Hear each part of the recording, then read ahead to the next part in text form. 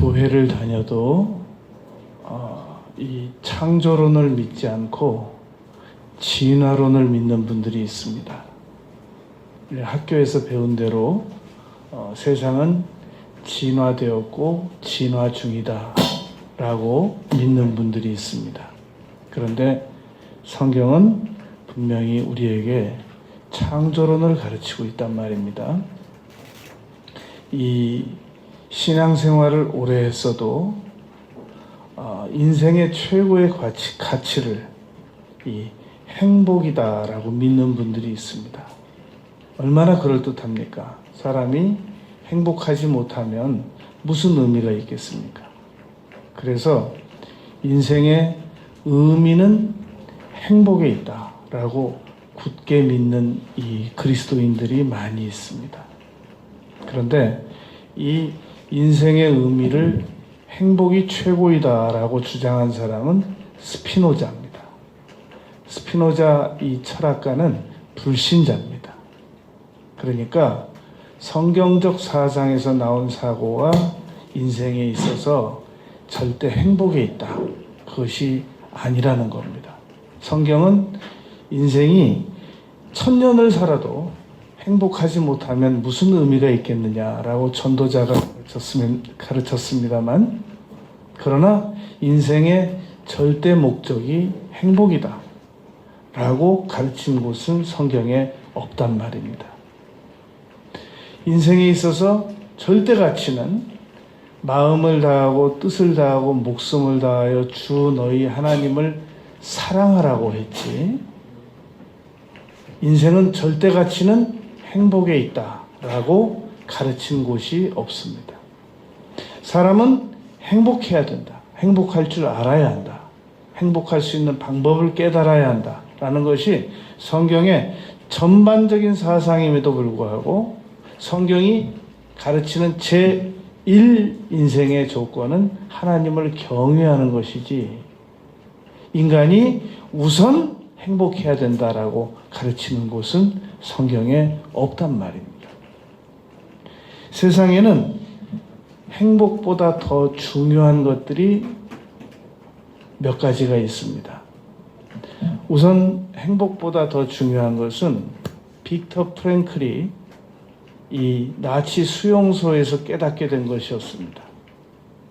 빅터 프랭클은 그 나치 수용소에서 아내도 잃고 가족도 잃고 자신의 모든 것을 다 잃고 난 다음에, 그렇지, 인생의 최고 행복은, 가치는 행복이지, 나는 이 수용소에서 행복해야만 해, 그러지 않았단 말입니다. 나는 이제 행복을 잃었으니까 나는 이제 더 이상 살 필요가 없어 라고 주장하지 않았단 말입니다. 그래서 빅터 프랭클은 그 나치 수용소에서 나는 반드시 살아나가야 되겠다 라고 결심을 하게 됩니다. 그래서 이 많은 사람들이 의욕을 잃고 죽어나가는 상황에서 이 아주 작은 손톱만한 이 유리를 줍습니다. 그리고 이 가스실로 끌려가기 전날 대기하고 있는 상황에서 면도를 합니다. 베어가면서.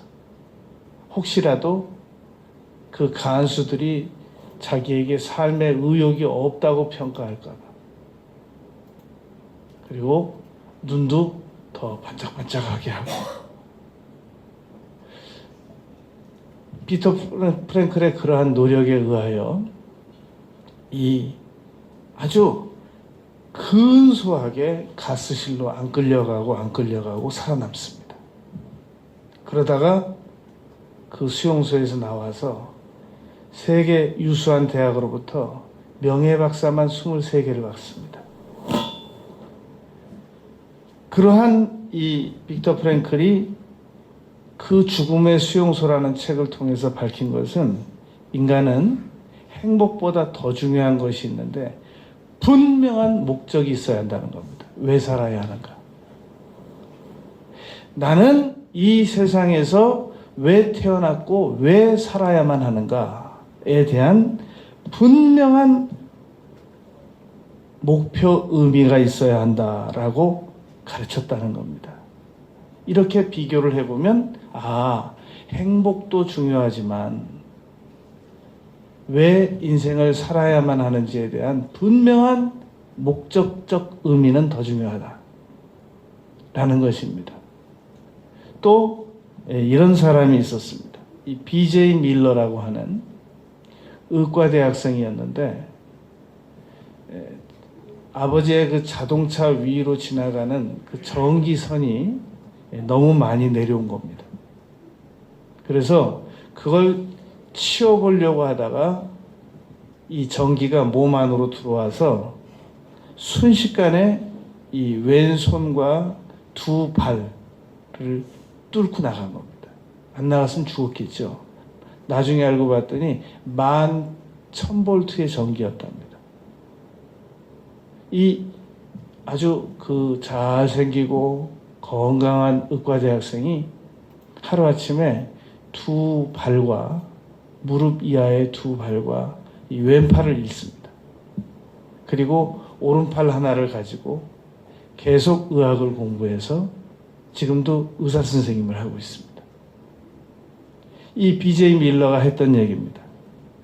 자기가 화상병원에 누워 있는데 이 간호사님께서 눈이 많이 오는 날 눈을 한 주먹을 이렇게 쥐어다가 오른손에다 이렇게 놔줬답니다.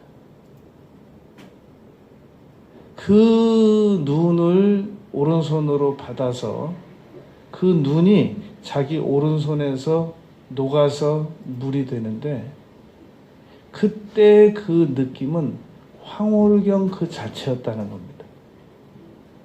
눈이 이렇게 귀한지 그때 알았대요.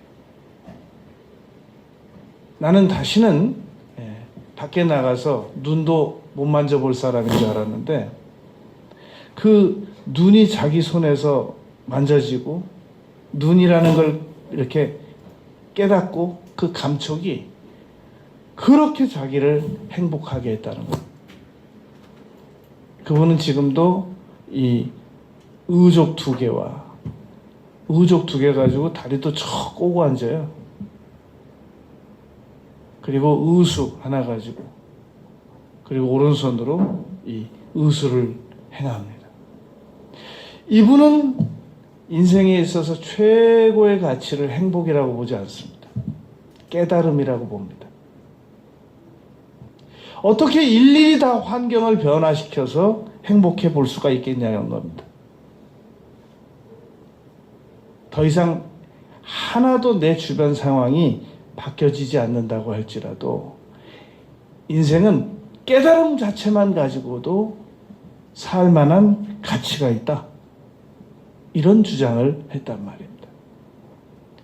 또 세계적으로 인생의 의미를 여러 가지 중요하게 요약한 분들이 많은데 한 가지만 더 추천을 해보면 스토리텔링이라는 기법이 있습니다.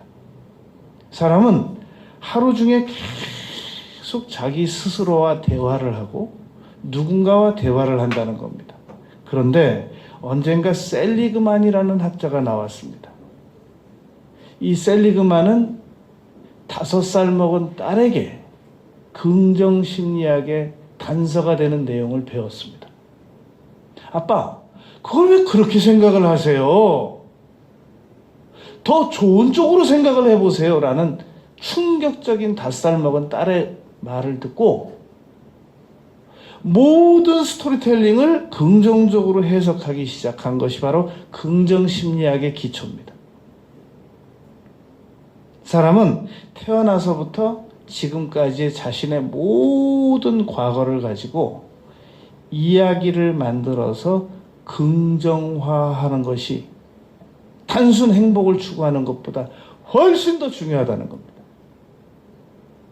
참으로 소중한 얘기들입니다. 인생의 분명한 단순 좋은 침대, 좋은 테이블, 좋은 차, 좋은 집, 좋은 옷, 좋은 첨단 장비를 추구하면서 나는 성공했구나, 나는 행복했구나 라는 저차원적인 삶보다 더 나은 삶이 있다는 겁니다. 죽음의 수용소를 거친 빅터 프랭클 얘기로는 인생의 분명한 목표를 가지고 목적을 가지고 살아가는 것이 배부른 돼지보다 낫다라는 얘기라는 겁니다. 그리고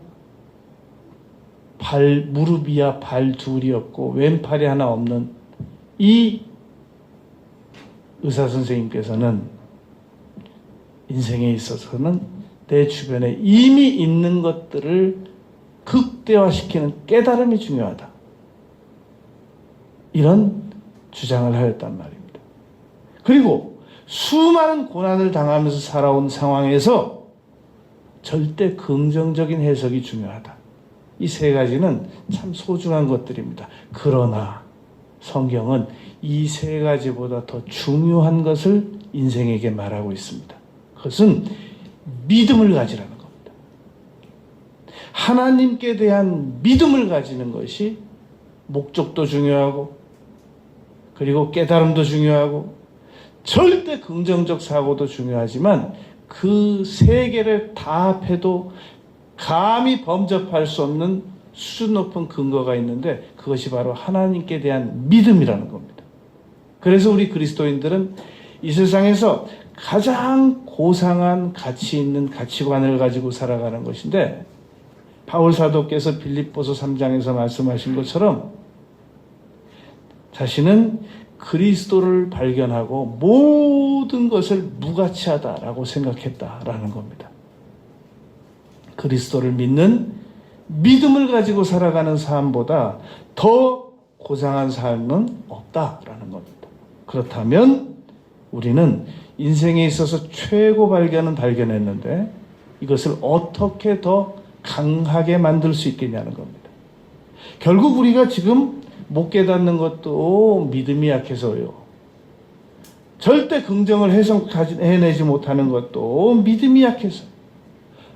인생의 절대 목적으로 진입하지 못하는 것도 믿음이 약해서란 말입니다. 믿음만 강해지면 행복해질 수도 있는 것이고 믿음만 강해지면 지금보다 그 어떠한 고통도 극복해낼 수 있단 말입니다. 요즘 세상이 왜 이렇게 험하냐고 그러는데 아니 세상 옛날부터 험했어요. 인류 시작일 때 형이 돌로 쳐 죽였다고요. 신약 시대가 시작될 때 제자가 스승 팔았단 말입니다. 무슨 세상이 언제 요즘에 와서 험해진 것처럼 그렇게 옛날에는 안 그랬는데 언제 옛날에 안 그랬어요. 창조 때부터 악했는데. 그래서 물로 완전히 다 심판받았잖아요. 노아와 방주 때. 얼마나 험하고 얼마나 악했으면. 이 상황에서 우리는 어떻게 살아내야 할 것이냐를 방법을 찾아야지 자꾸 환경을 탓하거나 원인을 분석하려고 하거나 그래서는 안 된단 말입니다. 최고 원인은 마귀예요. 이런 상황에서 우리가 어떻게 믿음을 더 강하게 할 수 있냐는 겁니다. 세상 험하다고 그러는데 옛날부터 험했고 그래도 믿음만 강하게 가지면 그래도 살만한 세상인데 문제는 이 믿음이 잘 안 강해진다는 거예요. 어떻게 하면은 더 강해질 수 있는가? 첫째, 5가지를 말할 겁니다. 첫째, 하나님께서 어떤 분이신지를 알면 알수록 믿음이 강해집니다. 마가복음 11장 20절에서 예수님께서 무화과나무가 예수님께서 전날 꾸짖으셨는데 말랐네요 정말로? 그랬더니 예수님께서 하나님을 믿으라 그랬거든요. 그 말은 하나님의 전능하심을 믿으라 그 말입니다. 하나님은 우리가 아는 것보다 훨씬 더 전능하신 분이라는 겁니다. 그래서 호세아서 4장 7절에서는 너희가 하나님을 아는 지식이 없어서 망한다 그랬단 말입니다. 우리가 정말로 하나님께서 말씀만 가지고 세상을 창조하신 분이심을 분명히 믿고 풍랑을 꾸짖어 잠잠케 하시는 분이심을 믿고 사람으로 오신 예수님 하나님께서 바다 위를 걸으셨다는 사실을 믿고 죽은 나인성 과부의 아들을 살리시고 회당장 야이로의 딸을 살리시고 멀리 70km 넘게 있는 왕의 신하의 아들을 말씀 한마디로 살리고 이런 모든 것들을 다 알고 믿기만 하면 현재 우리가 가지고 있는 문제들은 얼마든지 다스려 나갈 수가 있다는 겁니다. 홍해바다를 가르셨는데 우리 개인의 문제 하나 해결 못 해주시겠냔 말입니다. 태양을 정지시키셨는데 우리 개인의 문제 해결 하나 못 해주시겠냔 말입니다. 그래서 예수님께서 계속 제자들을 꾸짖으셨던 겁니다. 믿음이 한 겨자씨만큼만 있으면, 그 말은 없다는 말이 아니라 너희가 가지고 있는 믿음 중에서 한 겨자씨만큼만 사용을 제발 해라, 그 말인 겁니다. 우리가 스위치 하나 누르면 10,000평 전기도 들어와요. 스위치 하나 끄면 10,000평 전기도 일순간 꺼집니다. 큰 회사에 가서. 스위치의 위력입니다. 믿음의 위력입니다. 안 사용해서 그렇지, 사용만 제대로 하면 우리의 문제는 해결될 수 있단 말입니다. 하나님께서 어떤 분이신지를 계속 공부해 나가는 것이 우리의 목적입니다. 그러면 믿음은 강해집니다. 두 번째, 기도를 많이 하면 많이 할수록 믿음이 강해집니다. 여러분, 운동을 잘해야지 잘못하면 오히려 몸이 해롭다고 하지 않습니까? 기도를 잘해야 됩니다. 기도하면서 자신의 생각을 막 끌어들여 가지고 자신의 생각을 막 공상화, 상상화하고 모든 타협을 거부하고 나의 생각을 이루어 주시옵소서. 하나님의 생각은 나의 생각만 못합니다. 이런 기도는 잘못된 기도란 말입니다. 잘못된 운동이 나쁘듯이, 잘못된 상상이 나쁘듯이 잘못된 기도 방법은 더 나쁩니다. 그런데 올바로만 기도를 하면 믿음이 강해집니다. 간질병 걸리고 불에 막 뛰어들어가는 아이가 아이의 아버지가 그 아이를 데리고 예수님에게 나왔단 말입니다. 그 시간에 예수님께서는 베드로, 야고보, 요한과 산에 계셨습니다. 제자들에게 내 아들에게서 귀신을 쫓아달라고 말했습니다. 못 쫓았습니다. 예수님께서 그때 내려오셨습니다. 이 아이의 아버지가 그렇게 말했습니다. 당신의 제자들이 우리 아이의 간질병 이 문제를 해결해 줄 수가 없었습니다. 그러나 무엇을 하실 수 있거든. 예수님께서 할 수 있거든이 무슨 말이냐? 믿는 자에게 능치 못함이 없느니라라고 마가복음 9장 23절에서 말씀하셨던 겁니다. 무엇인가 하실 수 있거든? 바로 그 전 구절입니다. 마가복음 9장 22절. 그러니까 아이의 아버지가 말합니다. 주여 나의 믿음 없는 것을 도와주소서. 그게 24절입니다. 그랬더니 바로 아이가 나았단 말입니다. 우리가 믿음이 없을 때, 두려울 때 시편 34편 4절 말씀을 근거로 기도하면 두려움이 사라집니다. 하나님, 제가 두렵습니다. 두려움이 제게서 물러가게 해주세요. 물러가게 해주세요. 물러가게 해주세요. 나를 두려움에서 건져주세요. 그러면 두려움이 사라집니다. 그게 시편 34편 4절입니다. 믿음이 없을 때 하나님 믿음을 더 부어주세요. 믿음이 생겨지게 해주세요. 그게 마가복음 9장 24절입니다. 그래서 믿음이 보충되어졌단 말입니다. 우리가 믿음이 약할 때 하나님을 더 어떤 분이신지 성경 전반을 걸쳐서 계속 공부해 나가는 겁니다. 그리고 기도를 많이 드리는 겁니다. 세 번째, 고난이 다가왔을 때 고난을 일으킨, 배후에서 일으킨 마귀를 대적하는 겁니다. 그게 마가복음 4장, 마태복음 4장 이 풍랑이 일이거든요. 풍랑을 일으킨 마귀를 바람을 꾸짖었다는 얘기는 바람은 안 보이는데 어떻게 꾸짖어요? 바람을 일으킨 배후의 마귀를 꾸짖는 거죠. 그랬더니 예수님의 제자들이 저가 뉘기에 바람과 바다도 순종하는 거 그랬잖아요. 그러니까 고난 때 배후의 마귀를 꾸짖으려고 하면 이게 안 믿어집니다. 처음에는. 너 같은 것이 무슨 배후의 마귀를 꾸짖냐. 그리고 이건 마귀가 아닐지도 모르잖아. 이건 그냥 늘상 있는 일이란 말이지. 왜 자꾸 눈에 보이지도 않는 마귀를 꾸짖으려고 그래. 이게 마귀가 한 일이라고. 거기다가 또 소위 믿음 좀 있다고 하는 그리스도인들까지도 그건 마귀 아니라고. 왜 자기가 잘못해놓고 마귀라고 그래? 옆에서 또 꾸짖습니다. 거기다가 또 제법 지식이 있는 목사님들이 그렇게 말한단 말입니다. 무슨 말만 하면 마귀래. 어?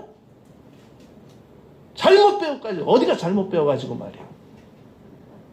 뭐 이것도 마귀, 저것도 마귀. 어? 뭐 이렇게 마귀가 많아? 실력 있는 목사님들이 또 이렇게 말한단 말이에요. 그러니 어떻게 나의 고난에 배후에 마귀가 있다는 사실을 쉽게 믿을 수가 있겠냔 말입니다. 맞아. 내가 너무 주책을 떨었어. 마귀가 아닌가 봐. 맞아. 이건 그 사람 탓이지. 그 사람이 나쁜 사람이야. 맞아. 이건 내 잘못이지. 무슨 마귀가 이게 내 잘못이야. 에베소서 6장 12절. 모든 배후에는 마귀가 있다고 했습니다. 바울 사도께서 그렇게 말씀하셨습니다. 내가 잘못한 건 맞아요. 그러나 배후에 마귀가 있는 거예요. 내 남편이 실수한 거 맞아요. 배후에 마귀가 있는 거예요. 원래 그 사람 타고난 거예요. 맞아요. 근데 그 배후에 마귀가 있는 거예요. 나의 고난의 배후에 마귀가 있다는 사실을 알고 믿음으로 대적해서 사용하다가 어느 날 마귀가 맞아 네 말이 맞아 네 말이 맞다 간다 이러고 가진 않아요. 어느 날 계속 대적하면 고난이 중단된단 말입니다. 그러면 깨달음이 온단 말입니다. 이거 마귀 맞구나. 이거 믿음으로 이기는 거 맞구나. 그래서 우리가 믿음을 더 강하게 하는 방법은 믿음으로 고난을 대적하는 것입니다. 그러면 배후에 마귀가 물러간다는 겁니다. 여러분 타이슨이 그분은 정말 무식한 분이에요. 펀치는 무하마드 알리, 권투는 무하마드 알리 다음으로 잘했다고 평가를 받는 그런 분인데 정말 이분은 학식과는 거리가 먼 분입니다. 그런데 나는 그 입에서 놀라운 말을 하는 걸 한 번 들었어요. 이 타이슨이 이런 얘기를 했습니다. 모든 선수는 전략을 가지고 나온대요. 자기 펀치를 한 방 맞기 전까지는. 그런데 자기의 강펀치를 한번 맞는 순간 그 전략이 다 어디로 가버린대요. 모든 이론을 파하고 그리스도께서 견고한 진을 높이신 것처럼 그게 고린도후서 10장 말씀인 겁니다. 모든 이론을 다 파해라. 믿음으로 살아라. 그게 바로 예수 그리스도께서 가르쳐 주신 바울 사도의 가르침입니다. 그러므로 모든 고난의 배후에는 귀신이 있다. 마귀가 있다. 이거 믿어야 됩니다. 네 번째, 어떻게 하면 믿음이 더 강해질 수 있는가? 백부장에게 배워야 됩니다. 마태복음 8장에서 우리 하인이 집에서 아파서 몹시 고통스러워하나이다. 육신적인 질병, 정신적인 고통. 지금 일어나서 일을 해도 너무 죄송한데 자기가 몸이 아파서 몸을 전혀 움직이지 못하고 고통받고 있는 하인이 얼마나 죄송하겠습니까? 정신적인 고통, 육신적인 고통. 그런 고통을 헤아린 백부장이 예수님에게 나왔단 말입니다. 예수님께서 공감의 대인이세요. 공감의 달인이세요. 정말 너 장하다. 백부장이. 내다 버리면 되는 시기인데 그 시기는. 가자. 내가 너희 하인을 고쳐주리라.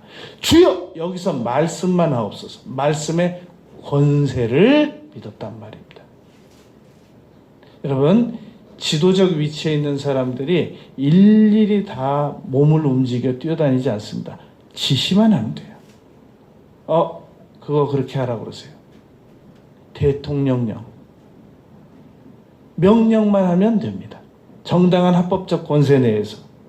그렇다면 성경 말씀을 성경적인 권세가 있는 것으로 믿어야 됩니다.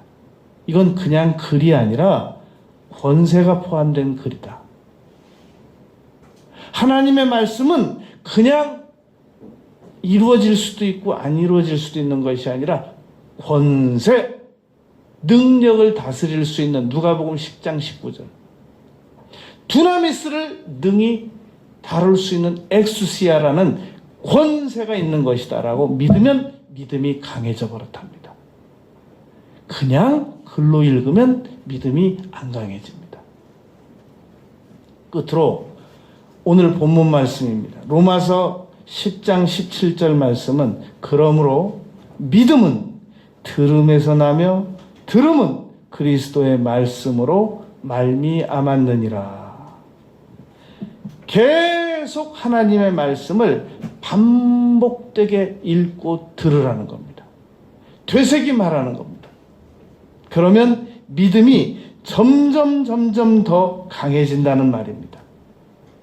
이 믿음이라는 것은 하나님께서 우리 인생들에게 이 세상을 창조하신 그 능력의 일부분을 떼주신 겁니다.